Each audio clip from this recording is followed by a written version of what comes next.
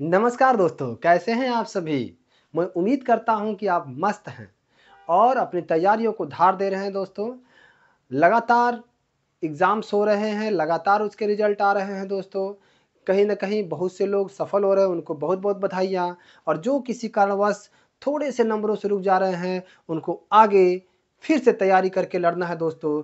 आज हम लोग हिंदी साहित्य के अंतर्गत आधुनिक काल में छायावादी युग के ब्रह्मा आदरणीय जयशंकर प्रसाद की बात करेंगे दोस्तों, जिनका जन्म 30 नवंबर 1889 यानी कि कांग्रेस से 4 साल छोटे 30 नवंबर 1889 को काशी में सुंघनी साहू परिवार में हुआ था। इनकी मृत्यु दोस्तों 15 नवंबर 1937 को हुआ था। 15 नवंबर 1937 को हुआ था। पहले ब्रज भाषा में ये रस कलाधर उपनाम से लिखा करते थे। रस कलाधर उपनाम का तात्पर्य यह है कि इनका नाम तो जयशंकर प्रसाद था, लेकिन रस कलाधर उपनाम से यह रचनाएं किया करते थे ब्रज भाषा में। अगर हम बात करें इनके खड़ी बोली के कुछ महत्वपूर्ण काव्यों की, तो आप देखेंगे खड़ी बोली के जो काव्य हैं, कानन कुसुम 1913 में लिखा गया था और यह खड़ी बोली में पहला काव्य संग्रह था इनका। कानन कुसुम खड़ी बोली का पहला काव्य संग्रह जयशंकर प्रसाद का खड़ी बोली का पहला काव्य संग्रह था दोस्तों। अगर हम बात करें करुणालय 1913 में इसको भी लिखा था इन्होंने। हिंदी का पहला गीति नाट्य करुणालय को कहा जाता है। हिंदी का पहला गीति नाट्य करुणालय को कहा जाता है। और प्रेम पथिक यह भी 1913 में था दोस्तों, पहले ब्रज में फिर खड़ी बोली में इन्होंने लिखा था। देखिए, कानन कुसुम करुणालय प्रेम पथिक, कानन कुसुम करुणालय प्रेम पथिक, ठीक है ना। और आप ऐसे समझिए ना इसको, जैसे कान में कुसुम का मतलब फूल के तौर पे पहनाया जाता है ना, तो बड़ा दर्द होता है करुणालय, लेकिन धीरे धीरे दर्द 1-2 दिन होता है, फिर उसके बाद वही आपका प्रेम पथिक बन जाता है। इस प्रकार याद रखिएगा, ये सारी बातें 1913 में हो रही हैं। उसके बाद 1914 में महाराणा का महत्व इन्होंने लिखा था और महाराणा प्रताप के ऊपर इन्होंने इस रचना को किया था। इसको याद कैसे करेंगे? सिंपल सा फंडा है दोस्तों। 1914 में प्रथम विश्व युद्ध आरंभ हुआ था। तब जयशंकर प्रसाद को लगा था, यार महाराणा प्रताप होते तो इस युद्ध को एक दिन में समाप्त कर देते। यानी महाराणा का महत्व समझ में आया था इनको और इन्होंने उन पे रचना कर दी थी। कब? 1914। क्यों? क्योंकि 1914 में प्रथम विश्व युद्ध आरंभ हुआ था साथियों। समझ रहे हैं ना? तो देखिए, याद करने का बहुत तरीका होता है, आप जैसे याद कर ले। ठीक। झरना 1918 में दोस्तों, जब प्रथम विश्व युद्ध समाप्त होता है, छायावाद की प्रयोगशाला कहते हैं इस झरना को। इस झरना को छायावाद की प्रयोगशाला कहते हैं और यह भी माना जाता है कि इसी रचना के साथ छायावाद का उदय होता है। अब झरना को 1918 में याद करने का तरीका कि भाई 1914 में जो युद्ध समाप्त हुआ था 1918 में झर गया, यानी समाप्त हो गया। और यह याद रखेंगे दोस्तों कि झरना 1918 में लिखा गया था और इसी से छायावाद का आरंभ माना जाता है। आंसू, यह एक विरह काव्य है दोस्तों। 1925 में लिखा गया था विरह काव्य आंसू। अच्छा देखिए, ऐतिहासिक चीज़ों से जोड़िए अगर, तो 1925 में काकोरी कांड हुआ था। उस काकोरी कांड में 27 लोगों को तो गिरफ्तार किया गया था, 4 लोगों को फांसी दी गई थी, जिससे हमारे देश के लोगों के आंसू निकल गए थे। 1925 में करुण जो है आपका आंसू।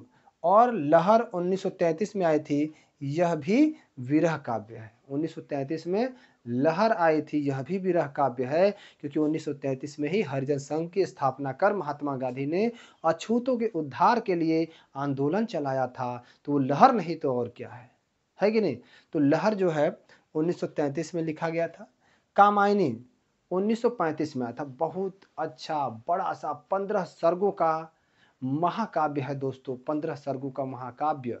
और यह महाकाव्य 15 सर्ग में लिखा गया है और इसे छायावाद की सर्वश्रेष्ठ रचना के तौर पे माना जाता है। कामायनी को प्रथम सर्ग चिंता है, प्रथम सर्ग चिंता है। और दूसरा सर्ग है आनंद। दूसरा सर्ग क्या है, मतलब लास्ट, दूसरा नहीं, अंतिम कहिए, अंतिम आनंद। ठीक है ना। तो प्रथम सर्ग चिंता और अंतिम आनंद है। इस उपन्यास का उद्देश्य ही है आनंदवाद की स्थापना करना। आनंदवाद की स्थापना करने के लिए इसकी रचना की गई थी। ठीक है ना। अब इसको ऐसे समझिएगा, थोड़ा सा ध्यान दीजिएगा कि कामायनी के जो 15 सर्ग हैं, कभी कभी उनको पूछ देता है, क्रम से याद रखना है हमें। चिंता आशा श्रद्धा, चिंता आशा श्रद्धा। ठीक है ना। भाई अगर कोई चिंता है तो बड़ी, जैसे किसी को चिंता है किसी चीज की, तो बड़ी श्रद्धा से, एक आशा से श्रद्धा रखता है ईश्वर में, प्रकृति में, कि हमारी चिंता क्या हो जाए, दूर हो जाए। काम वासना लज्जा। अब काम के मद में आकर अगर वासना भड़क जाती है, बाद में शर्म करना पड़ता है अगर कोई गलत कदम उठ गया तो काम वासना लज्जा। कर्म ईर्ष्या ईड़ा, कर्म करेंगे आपसे लोग ईर्ष्या करने वाले भी रहेंगे, ईड़ा। स्वप्न संघर्ष और निर्वेद, स्वप्न संघर्ष निर्वेद। दर्शन रहस्य आनंद। तो देखिए लास्ट में आनंद आ गया ना, और शुरू में चिंता की बात हो रही है। ठीक है ना। लास्ट में आनंद आ गया और शुरू में चिंता की बात हो रही है। उसके बाद देखिए, ये तो हो गए आपके क्या महत्वपूर्ण काव्य। अब इनके नाटकों की बात करते हैं। जबरदस्त नाटक इन्होंने लिखे हुए हैं, ऐतिहासिक नाटक ज़्यादा लिखे हुए हैं दोस्तों, कुछ कहानियां भी हैं, और 3 इनके उपन्यास है। उन सब की बात अभी तुरंत करते हैं, आइए आगे बढ़ते हैं। चंद्रगुप्त के महत्वपूर्ण नाटकों में अगर देखा जाए तो उर्वशी। दोस्तों उर्वशी एक ऐसी रचना है, ये नाटक है इनका, जिसको हम चंपू नाटक कहते हैं। चंपू नाटक, ध्यान रखिएगा, ये है चंपू नाटक। कल्याणी परिवार, अच्छा ये 1909 में लिखा गया था। और सज्जन जो है ये नाटक 1910 में आया था, और कल्याणी परिवार 1912 में लिखा गया था दोस्तों। चंद्रगुप्त 1931 में आया था, और इसमें जो कर्नेलिया है ना, कर्नेलिया के गीत थे। और कर्नेलिया कौन थी दोस्तों, तो ध्यान रखिएगा, कर्नेलिया कौन थी, तो कर्नेलिया का जो गीत है वो सेल्यूकस की पुत्री थी। कर्नेलिया का गीत है दोस्तों, और यह जो है सेल्यूकस की पुत्री। ठीक है ना। सेल्यूकस की पुत्री थी। और यह कर्नेलिया जो है, कर्नेलिया का जो गीत है, यह चंद्रगुप्त नाटक में है, जो सोलिकस की पुत्री है दोस्तों। ये देखिए, स्कंदगुप्त, जन्मेजय का नाग यज्ञ, अजातशत्रु, ध्रुव स्वामिनी, ये 3 है। ध्रुव स्वामिनी दोस्तों इनका अंतिम नाटक है, ध्यान रखिएगा।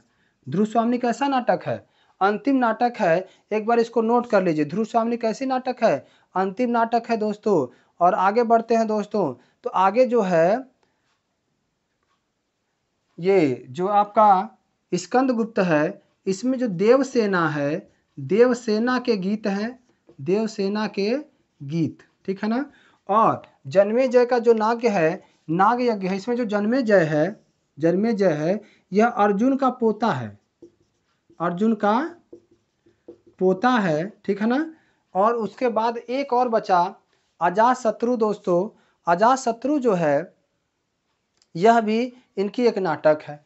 और जानते हैं इनके जितने भी नाटक हैं, इनकी एक खासियत है कि इन नाटकों का हम मंचन नहीं कर सकते, मंचन नहीं कर सकते। इन सारे नाटकों का हम क्या कर सकते हैं, मंचन नहीं। मंचन का मतलब ये है कि अभिनय नहीं कर सकते इनका, हम जो है इनको किरदार के तौर पर उतार नहीं सकते हैं। आगे इनके नाटकों में जो है ना, इनके नाटकों में राष्ट्रवाद का स्वर है। और इनके नाटक न तो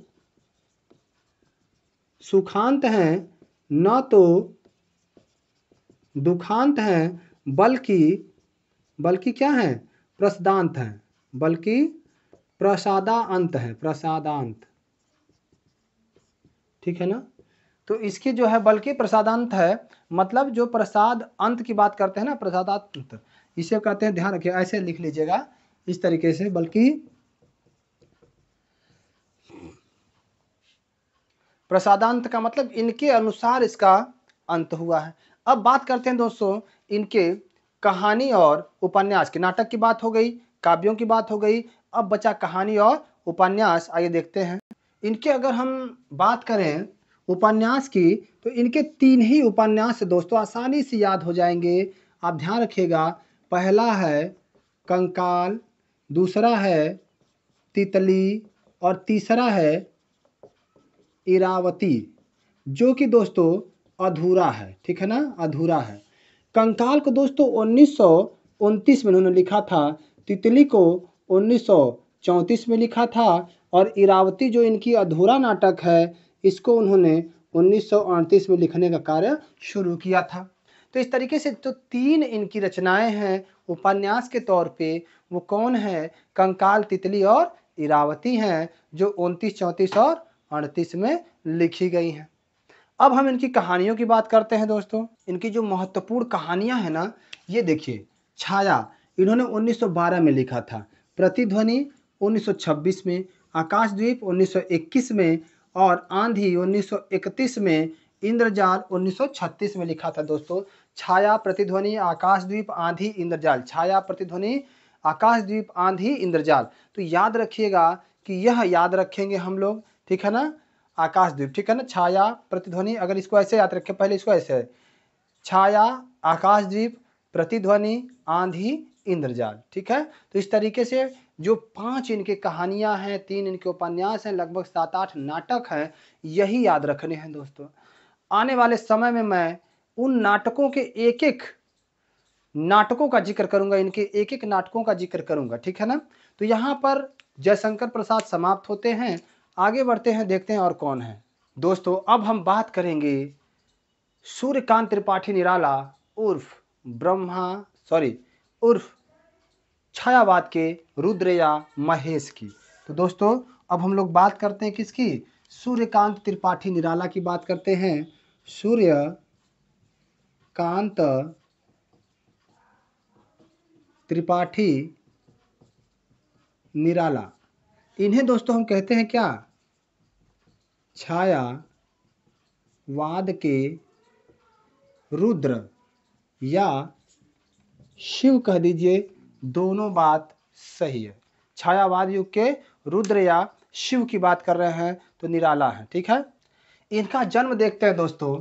तो इनका जन्म 1896 में हुआ था। इनका जो जन्म है 1896 में महिषादल नामक स्थान पे, महिषादल ये स्थान है जो कहाँ पड़ता है? पश्चिम बंगाल में दोस्तों। पश्चिम बंगाल में महिषादल नामक स्थान पे इनका जन्म होता है और इनकी रचनाएं तो इतनी लाजवाब हैं कि आप देख करके दंग हो जाएंगे। जानते हैं निराला के जो पिताजी थे वो यूपी के थे। इनके जो पिता थे,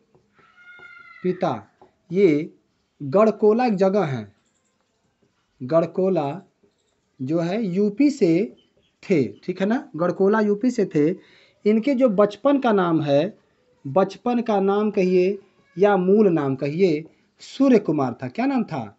सूर्य कुमार। ठीक है ना। और इनका जो पूरा नाम हमने लिखा है ना ऊपर, पूरा नाम, यह सूर्यकांत त्रिपाठी है। और इनको जो उपनाम मिला था निराला जो दिया था नाम ने ना, ये किसी ने दिया था। किसने दिया था? तो आप सुने होंगे कि एक मतवाला एक पत्रिका हुआ करती थी। क्या हुआ करती थी? पत्रिका। इसी के एक संपादक थे। यह जो उपाधि देने वाले हैं मतवाला पत्रिका के संपादक, जिनका नाम है दोस्तों, ध्यान रखिएगा, जिनका नाम है दोस्तों सेठ महादेव प्रसाद। ठीक है ना। इनको नाम दिया था सेठ महादेव प्रसाद ने कि भैया अब से आपका नाम निराला रहेगा, आप निराला के नाम से क्या करेंगे? काव्य रचना करेंगे। तो आप देखिए इसको ध्यान से फिर से। सूर्यकांत त्रिपाठी निराला छायावाद के रुद्र या शिव कहे जाते हैं। इनका जन्म 1896 महिषादल पश्चिम बंगाल में हुआ था। पिता गढ़कोला यूपी से थे और बचपन का नाम सूर्य कुमार था। और पूरा नाम सूर्यकांत त्रिपाठी निराला था। जो निराला नाम था वह मतवाला पत्रिका के संपादक सेठ महादेव प्रसाद ने दिया था। सेठ महादेव प्रसाद ने दिया था दोस्तों। इनका नाम जो है सेठ महादेव प्रसाद ने इनका नाम दिया था। इसलिए अब देखिए दोस्तों, आगे बढ़ते हैं इनकी रचनाओं की तरफ, ठीक है। अगर हम इनकी कालजयी रचनाओं की बात करें तो आप देखेंगे कि परिमल कई बार पूछा हुआ है, ध्यान रखिएगा दोस्तों, परिमल कई बार पूछा हुआ है, निराला की है। गीतिका, नए पत्ते, गीत गुंजन, अड़िमा, अपरा, अनामिका फर्स्ट और अनामिका सेकेंड, यानी अनामिका प्रथम और अनामिका सेकेंड, दो रचनाएं हैं इसी के नाम से। राम की शक्ति पूजा, तुलसीदास। दोस्तों यह तुलसीदास की पुत्र जो पत्नी है, तुलसी रत्नावली पर आधारित है। रत्नावली पर आधारित है दोस्तों। इसमें रत्नावली के माध्यम से इन्होंने भारतीय समाज में महिलाओं के दिए गए योगदान को, भारतीय समाज के, भारतीय मूल्यों की रक्षा हेतु महिलाओं के दिए गए योगदान को जाहिर किया है दोस्तों। सरोज स्मृति की बात करें तो सरोज स्मृति, सरोज थी इनकी पुत्री थी, जिससे ये इनका बेहद लगाव था। इनकी पुत्री थी जिससे इनको बेहद लगाव था दोस्तों। और वह 20-21 साल की उम्र में इस सरोज की मृत्यु हो जाती है। और इसी के याद में इन्होंने पहला शोक गीत लिखा था दोस्तों, छायावाद का। मान के चलिए हिंदी साहित्य का पहला जो है यह शोक गीत है दोस्तों।